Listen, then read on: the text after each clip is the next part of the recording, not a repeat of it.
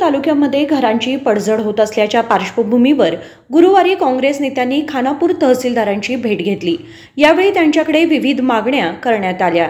यावेळी बोलताना सुरेश जाधव म्हणाले की तालुक्यात अतिवृष्टीमुळे घरांची मोठ्या प्रमाणात पडझड होत आहे, पण ग्रामविकास अधिकारी आणि अभियंते आपल्या खिशातून परिहार धन दिल्यासारखे वागत आहेत। देवाच्या हक्कीचा विषय काल झाला आहे, असू द्या ते काय हे करूया, पण आमचं काय म्हणणं आहे की जी घरांची जी पडझड होते त्या संदर्भात पीडीओ आणि त्यांचे जे इंजिनियर्स आहेत जे पंचनामा करतायत ते आमचं असं म्हणणं आहे की लोकांना त्रास देतात ते लोक, तर अननेसेसरी त्रास देऊ नये।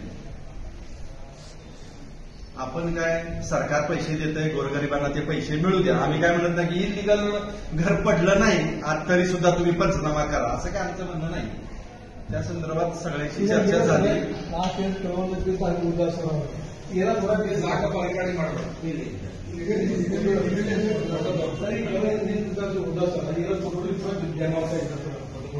तालुक्यातील अनेक रस्त्यावरील पूल पाण्याखाली गेल्याने जनजीवन विस्कळीत झालंय।